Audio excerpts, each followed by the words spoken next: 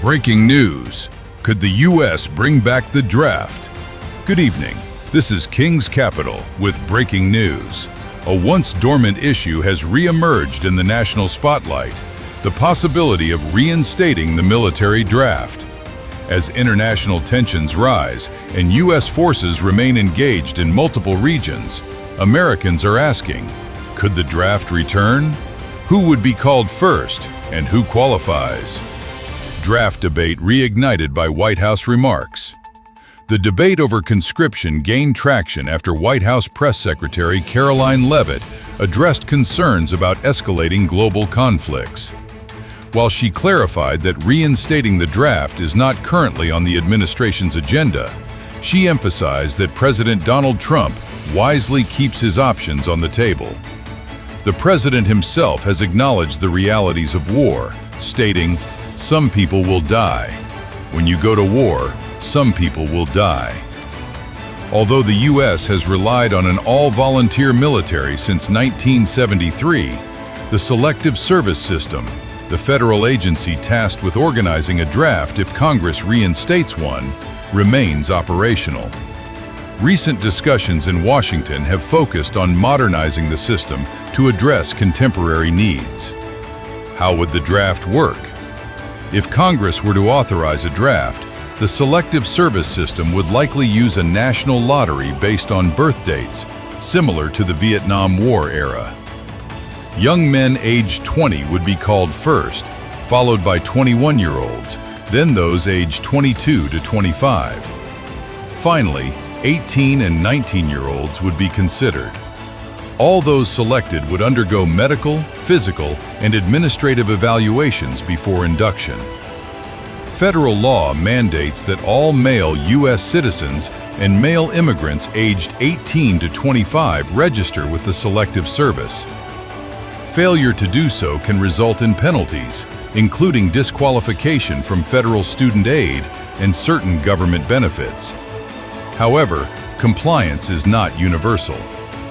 Lawmakers are now debating automatic registration through systems like Social Security or driver's license databases to ensure broader participation. Would there be enough eligible Americans? Even if a draft were reinstated, only about 23% of Americans aged 17 to 24 currently meet the military's eligibility requirements without needing waivers. Common disqualifications include obesity, health conditions, criminal records, lack of education, and drug use. These challenges mirror the military's ongoing struggles to meet recruitment goals. What about women? Another contentious issue is whether women should be required to register for the draft. Currently, only men are mandated to do so, a policy upheld by the Supreme Court in 1981. However, since the Pentagon opened all combat roles to women in 2015, some have argued that the male-only draft is outdated. While a 2019 federal court ruling deemed the policy unconstitutional, it was overturned on appeal, leaving the law unchanged. A modern draft for a modern military. Experts say a 21st century draft would look very different from those of World War II or Vietnam. With the military's increasing reliance on technology, a draft would likely prioritize individuals with technical skills, such as cyber specialists and drone operators, alongside traditional combat roles. The all-volunteer force endures. Despite the renewed debate, military leaders emphasize their commitment to an all-volunteer force, which they credit with creating one of the world's most professional and technologically advanced militaries. For now, the Selective Service System remains a contingency plan, ready to rapidly expand the armed forces if a national emergency arises.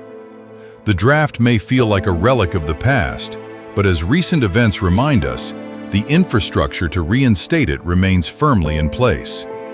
For now, the question remains hypothetical, but the conversation is far from over. Stay tuned for more updates on this developing story.